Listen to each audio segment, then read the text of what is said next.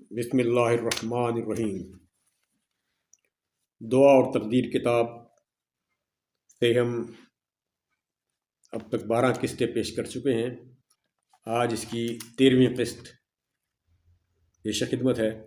ملاحظہ فرمائیں کہ واقعہ معراج پر اعتراضات اور ان کے جوابات، 13ویں قسط۔ واقعہ معراج پر اعتراضات اور ان کے جوابات۔ قرآن کریم سورہ فاتحہ یعنی دعا سے شروع ہوتا ہے، اور دعا کے بعد سورہ البقرہ سے قرآن کی باقاعدہ ابتدا ہوتی ہے، جس کے اولین الفاظ ہیں یہ ہیں: الف لام میم ذالک الکتاب لا ریب فیہ، یعنی بے شک یہ وہ کتاب ہے جس میں کسی بھی قسم کا کوئی شک نہیں۔ یہ وہ کتاب ہے جس میں کسی بھی قسم کا کوئی شک نہیں۔ یہ بات رب العالمین نے انتہائی تاکید کے ساتھ فرمائی ہے۔ بالفاظ دیگر اللہ تعالیٰ اپنے بندوں سے خطاب کرنے سے پہلے یہ واضح کر رہا ہے کہ یہ جو کتاب نازل کی جا رہی ہے اس میں کسی بھی حوالے سے کسی قسم کے شک کی کوئی گنجائش نہیں ہے۔ نہ اس کے بیان میں شک کی گنجائش ہے، نہ ہی اس کی ترتیب میں، اور نہ ہی اس کے حروف میں یا الفاظ میں اور زیر و زبر میں، کسی بھی چیز میں کسی طرح کے شک کی یا وہم کی کوئی گنجائش نہیں ہے اس کتاب میں۔ اس کا ہر لفظ حقیقت پر مبنی ہے۔ اس کے دوسرے معنی یہ بھی ہوئے کہ قرآن کریم کے علاوہ دیگر تمام کتابوں میں شک کی گنجائش موجود ہے۔ قرآن کے علاوہ اور کسی بھی کتاب کو ہم شک سے ماورا نہیں سمجھ سکتے۔ اگر ہم کسی بھی دوسری کتاب کو شک سے پاک سمجھتے ہیں، کسی بھی دوسری کتاب کو شک سے پاک سمجھتے ہیں، تو پھر نعوذ باللہ اللہ تعالیٰ کا قرآن کے متعلق یہ دعویٰ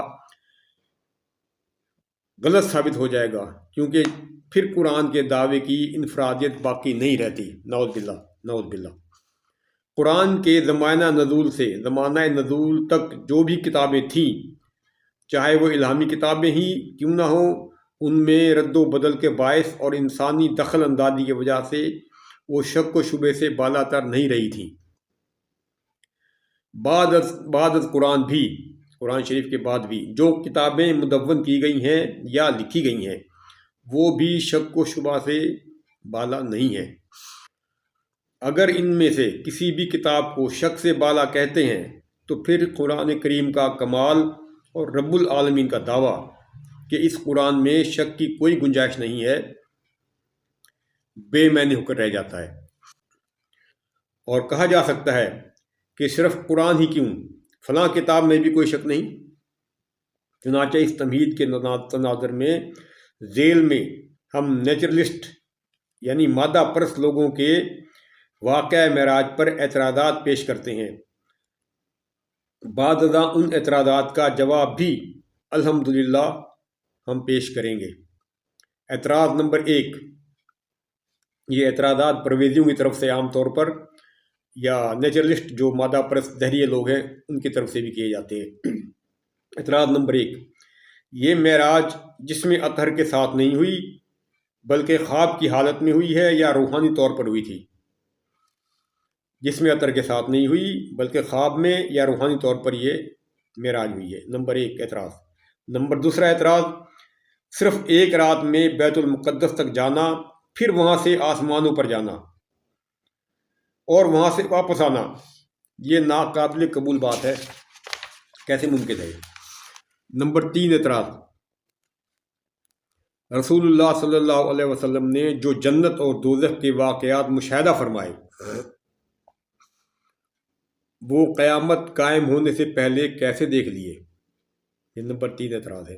حالانکہ قیامت کے روز حساب کتاب ہونے کے بعد ہی لوگوں کو دوزخ یا جنت میں داخل کیا جائے گا، اور اب تک قیامت قائم نہیں ہوئی ہے۔ اعتراض نمبر 4، کیا اللہ تعالیٰ کو نعوذ باللہ حضرت موسیٰ جتنا علم بھی نہیں تھا کہ مسلمان 50 نمازیں ادا نہیں کر سکیں گے؟ بعد ازاں حضرت موسیٰ کے کہنے پر خدا کو استغفر اللہ، خدا کو اپنی غلطی کا احساس ہوا اور پھر 45 نمازیں درجہ بدرجہ معاف فرما دی گئیں۔ اور کیا رسول اللہ سے زیادہ حضرت موسیٰ میں عقل تھی اور علم تھا کہ وہ آپ کو سمجھاتے رہے؟ نمبر 5 اعتراض، جس زمانے میں واقعہ معراج ہوا اس زمانے میں تو مسجد اقصیٰ کا کوئی وجود ہی نہیں تھا۔ نمبر 5 اعتراض ہے یہ کہ جس زمانے میں واقعہ معراج ہوا اس زمانے میں تو مسجد اقصیٰ کا کوئی وجود ہی نہیں تھا اور نہ ہی ہیکل سلیمانی کا وجود باقی تھا، لہذا مسجد اقصیٰ سے مراد مسجد نبوی ہے اور معراج سے مراد ہجرت مدینہ ہے۔ یہ پرویزیوں کا دعویٰ ہے کہ معراج سے مراد ہجرت مدینہ ہے۔ مدرجہ بالا 5 اہم اعتراضات کے علاوہ چھوٹے چھوٹے دیگر اعتراضات بھی کیے گئے تھے جو کہ فروعی اور بے بنیاد تھے، چنانچہ ہم معمولی دیگر اعتراضات کو نظر انداز کرتے ہوئے مذکورہ اہم سوالات کے جوابات انتہائی اختصار کے ساتھ پیش کر رہے ہیں، کیونکہ اگر تفصیلی جوابات دیے تو اس کے لیے مزید ایک اور کتاب لکھنی پڑے گی۔ مختصر ترین جواب ہے۔ اعتراض نمبر 1 کا جواب، یعنی کہ جسم اطہر کے ساتھ یہ معراج نہیں ہوئی۔ اس اعتراض کی سب سے بڑی وجہ تو چند روایات ہیں جو کہ حضرت عائشہ رضی اللہ تعالی عنہ سے اور حضرت امیر معاویہ رضی اللہ تعالی عنہ سے مروی ہیں، جن میں کہا گیا ہے کہ رسول اللہ صلی اللہ علیہ وسلم کا جسم معراج کی رات ساری رات بستر پر ہی موجود تھا، اور یہ معراج آپ کو سچے خواب کی صورت میں یا روحانی طور پر کرائی گئی تھی۔ اس روایت کو محدثین اور علماء نے سند کے ساتھ مجہول قرار دیا ہے، سند کے ساتھ مجہول قرار دے دیا، اور قرآن میں ایک مقام پر استعمال شدہ لفظ رویا لفظ جو استعمال کیا ہے قرآن میں، اس کی بنا پر سر سید احمد خان اور دیگر مادہ پرست پرویزیوں نے بھی اسے ایک سچا خواب یہ قرار دیا ہے، حالانکہ قرآن کریم واضح الفاظ میں بیان فرما رہا ہے کہ یہ خواب نہیں، ایک حقیقت ہے، یہ ایک حقیقت ہے۔ دیکھیے ترجمہ غور سے سنیے، پاک ہے وہ ذات، یعنی اللہ تعالیٰ پاک ہے وہ ذات جو اپنے بندے کو رات ہی رات میں مسجد حرام سے مسجد اقصیٰ تک لے گیا۔ وہ ذات پاک ہے جس کے آس پاس یعنی ارد گرد ہم نے برکت دے رکھی ہے، اس لیے کہ ہم اسے قدرت کے بعض نمونے دکھائیں، اس لیے کہ ہم اسے قدرت کے بعض نمونے دکھائیں۔ یہ بنی اسرائیل کی آیت نمبر 1 ہے، پہلی آیت ہے۔ قرآن کریم کے اس ترجمہ کو پڑھ کر کوئی معمولی عقل رکھنے والا شخص بھی کہے گا کہ یہ واقعہ خواب کا ہرگز نہیں ہو سکتا۔ خواب میں کسی بھی چیز کو دیکھ لینا یا آسمانوں پر پہنچ جانا کوئی بڑی بات نہیں ہوتی، جبکہ رب العالمین نے اس واقعہ کو بڑی تمہید کے ساتھ بیان فرمایا ہے کہ پاک ہے وہ ذات۔ یہ اتنی بڑی تمہید اپنی سمجھو اپنے آپ کے لیے اللہ تعالیٰ کہہ رہا ہے کہ میں یہ بات کہہ رہا ہوں جو کہ پاک ہے۔ اس سے ثابت ہوتا ہے کہ یہ واقعہ معراج کوئی خواب نہیں تھا بلکہ ناقابل تردید حقیقت تھی، جبکہ مادہ پرست لوگ اپنی غیر روحانی سوچ کے باعث اسے خواب ثابت کرنے کی ناکام کوشش کر رہے ہیں۔ اعتراض نمبر 2 کا جواب، صرف رات بھر میں آسمانوں پر جانا، وہاں پر مختلف نشانیوں کی سیر کرنا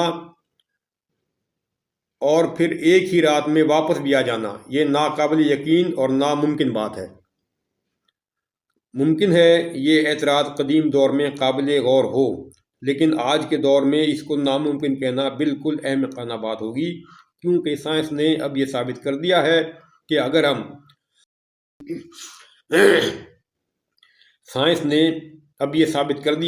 ہم روشنی کی رفتار سے زیادہ تیز سفر کریں تو یہ سب کچھ ممکن ہو سکتا ہے۔ مشہور سائنسدان البرٹ آئنسٹائن نے بھی یہ ثابت کیا ہے کہ انسان اپنے مستقبل میں بھی سفر کر سکتا ہے، انسان اپنے مستقبل میں بھی سفر کر سکتا ہے۔ اس کے لیے اس نے کچھ اصول بیان کیے ہیں کہ روشنی اور آواز کی رفتار سے زیادہ تیز رفتاری کے ساتھ سفر کرنے سے انسان مستقبل میں جا کر واپس آ سکتا ہے، جبکہ حال میں زمین پر وقت نہیں گزرے گا۔ اسی طرح ہمارے دور کے سائنسدان جن کا ابھی حال ہی میں انتقال ہوا ہے، اسٹیفن ہاکنگ نے تو یہ دعویٰ بھی کر دیا ہے کہ اگر انسان ایک مخصوص انداز میں روشنی کی رفتار سے زیادہ رفتار میں سفر کرے، ایک مخصوص انداز میں روشنی کی رفتار سے زیادہ رفتار میں سفر کرے تو وہ اپنے ماضی میں بھی جا سکتا ہے۔ چنانچہ آج کل سائنسدان ان امور پر بھی تجربات کرنے میں دلچسپی رکھتے ہیں۔ بہرحال ہمارا مقصد کسی سائنسدان سے معراج کی تصدیق کا سرٹیفکیٹ لینا نہیں ہے، بلکہ یہ وضاحت کرنا ہے کہ آج کے سائنسدان وہ باتیں سوچ رہے ہیں جو کہ رب العالمین نے 1400 سال قبل ظہور پذیر فرما دی تھیں۔ وہ آج سوچ رہے ہیں سائنسدان وہ بات۔ واقعہ معراج میں جیسا کہ منقول ہوا ہے کہ رسول اللہ صلی اللہ علیہ وسلم کا سینہ مبارک حضرت جبرائیل علیہ السلام نے چاک کر کے اسے آب زمزم سے دھویا، جس سے دنیاوی کثافتیں صاف ہو گئیں۔ بعد ازاں آپ صلی اللہ علیہ وسلم کے سینہ یا دل میں نور بھر دیا گیا۔ دوسرے الفاظ میں خدا کی طرف سے عطا کردہ وہ قوت بھر دی گئی جس کی وجہ سے رسول اللہ کو یہ مناظر دیکھنے کی طاقت اور عرش عظیم پر جاننے کا حوصلہ پیدا ہو گیا تھا۔ چنانچہ پھر براق پر سوار کر کے آسمانوں پر لے جایا گیا۔ اب دیکھیے یہ براق کیا ہے۔ احادیث میں اس کے متعلق تفصیلات درج ہیں، لیکن ہم آج کے دور کے مطابق اسے آسانی کے ساتھ سمجھ سکتے ہیں۔ براق لفظ برق سے نکلا ہے۔ براق لفظ برق سے نکلا ہے، جس کے معنی ہیں برق یعنی بجلی سے بھی زیادہ تیز رفتار۔ بجلی سے بھی زیادہ تیز رفتار، برق سے بھی زیادہ تیز رفتار براق یعنی ایسا جانور یا راکٹ یا کوئی مشین جو کہ بجلی سے بھی زیادہ اور روشنی سے بھی زیادہ تیز رفتار ہو۔ چنانچہ اب یہ سمجھنا بہت آسان ہو گیا ہے کہ رسول اللہ کا آسمانوں پر جانا اور رات بھر میں واپس آ جانا کوئی مشکل امر اللہ کے نزدیک نہیں ہے، کوئی مشکل نہیں ہے۔ اعتراض نمبر 3 کا جواب۔ رسول اللہ نے قیامت قائم ہونے سے پہلے ہی قیامت کے بعد ہونے والے مناظر کیسے دیکھ لیے؟ گزشتہ صفحات میں اس موضوع پر کافی بحث ہو چکی ہے کہ مستقبل بینی کیا ہے۔ چنانچہ اسی اصول کے تحت رب العالمین نے رسول کریم صلی اللہ علیہ وسلم کو زمان و مکان سے ماورا کر کے زمانہ مستقبل میں اپنے پاس بلایا تھا۔ ہم پہلے بات کر چکے ہیں مستقبل بینی کے بارے میں، اسی اصول کے تحت زمانہ مستقبل میں اپنے پاس بلایا تھا، یعنی جیسا کہ ہم تقدیر کے مسئلے میں یہ سمجھ آئے ہیں کہ تقدیر مستقبل کے آئینے میں لکھی گئی ہے، اسی طرح رب العالمین نے رسول کریم کو اپنے پاس مستقبل یعنی بعد از قیامت کے بعد کے زمانے میں اپنے پاس بلایا تھا، جہاں پر آپ صلی اللہ علیہ وسلم نے وہ تمام مناظر دیکھ لیے جو قیامت کے بعد ظہور پذیر ہوئے ہیں یا ہونے ہیں۔ معراج کی ایک روایت یہ بھی ہے کہ آپ صلی اللہ علیہ وسلم نے اپنا خوبصورت محل بھی جنت میں باہر سے ہی دیکھا۔ اندر سے دیکھنے کی خواہش پر بتایا گیا کہ آپ صلی اللہ علیہ وسلم کی دنیاوی عمر ابھی باقی ہے اور اس گھر میں آپ صلی اللہ علیہ وسلم اپنی دنیاوی عمر پوری کرنے کے بعد ہی جائیں گے۔ بہرحال یہ کوئی اللہ کے نزدیک مشکل کام نہیں۔ اعتراض نمبر 4 کا جواب۔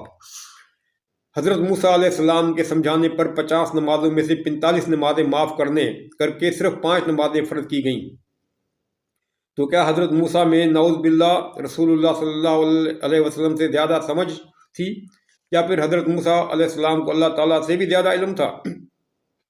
تو اس کا سادہ سا جواب یہ ہے کہ مسلمانوں پر یہ اللہ رب العالمین کی طرف سے خصوصی فضل اور انعام فرمایا گیا تھا۔ ان کو دن اور رات میں صرف 5 نمازیں پڑھنے سے 50 نمازوں کا ثواب عطا کیا گیا۔ 5 نمازیں فرض کر دی جاتی پہلی بار میں ہی 5 نمازیں فرض کر دی جاتی تو پھر 50 نمازوں کے ثواب دینے کا کوئی جواز باقی نہیں رہ جاتا تھا۔ چنانچہ اس طرح اللہ تبارک تعالیٰ نے اپنی منشا کو بذریعہ اسباب، اپنی منشا کو، اپنی مرضی کو بذریعہ اسباب پایا تکمیل کو پہنچا دیا۔ واللہ عالم بالصواب۔ اعتراض نمبر 5 کا جواب: جس زمانہ میں واقعہ معراج ہوا اس زمانے میں مسجد اقصی نام کی کسی بھی مسجد کا کہیں پر بھی کوئی وجود نہیں تھا۔ یہ 5واں اعتراض ہے۔ اور بیت المقدس میں ہیکل سلیمانی کا وجود بھی باقی نہیں رہا تھا کہ اسی کو مسجد اقصی قرار دیا گیا ہو۔ اور روایت کے مطابق ہیکل سلیمانی میں ہی معراج کی رات تمام انبیاء کرام، جو کہ تقریباً 1.25 لاکھ بتائے جاتے ہیں، کہ امامت امام الانبیاء نے کروائی ہو۔ چنانچہ ناقدین یعنی پرویزیوں کے بقول مسجد اقصی سے مراد مسجد نبوی ہے اور معراج سے مراد ہجرت مدینہ ہے۔ مذکورہ بالا تمام اعتراضات میں یہ اعتراض سب سے اہم اور بنیادی اعتراض سمجھا جاتا ہے۔ یہ اعتراض جو ہے کہ مسجد اقصی اس دور میں تھی ہی نہیں، اس نام کی کوئی مسجد نہیں تھی، یہ سب سے اہم اور بنیادی اعتراض سمجھا جاتا ہے۔ چنانچہ اس اعتراض پر ہمارے اکثر علماء سرے سے کوئی توجہ اور دھیان ہی نہیں دیتے، کبھی کوئی عالم اس مسئلے پہ بات نہیں کرتا اور اس کا ذکر تک نہیں کرتے۔ ہمارے اکثر مقررین اور خطیب حضرات کو تو مسجد اقصی اور ہیکل سلیمانی کی تاریخ کے بارے میں بھی کچھ علم نہیں ہوگا۔ ہمارے جو اکثر علماء ہیں ان کو تو مسجد اقصی اور ہیکل سلیمانی کی تاریخ کا بھی کچھ علم نہیں ہے۔ اکثر خطیب صرف رٹی رٹائی باتیں ہی بیان کرتے رہتے ہیں، جس کے باعث اہل علم مسلمانوں کو ناقدین کے سامنے شرمندہ ہونا پڑتا ہے۔ جو تنقید کرتے ہیں ان کے سامنے شرمندہ ہونا پڑتا ہے۔ چنانچہ اپنے قارئین کے لیے ہم ہیکل سلیمانی اور مسجد اقصی کا تاریخی طور پر انتہائی مختصر الفاظ میں جائزہ لیتے ہیں۔ اس کی مزید تفصیل جاننے کے خواہش مند دوست کتب تاریخ سے استفادہ کر سکتے ہیں۔ یہ ہم نے آج 13ویں قسط ختم کی۔ اب آئندہ ہم انشاءاللہ 14ویں قسط